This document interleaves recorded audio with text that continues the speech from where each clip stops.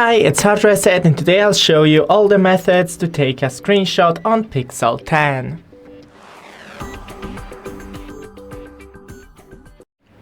So first option is to click the power on button and volume down button at the same time, and it took a screenshot.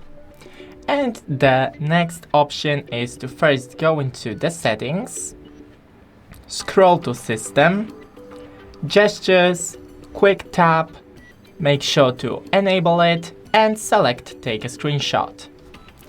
Now take your phone and double tap the back of your phone.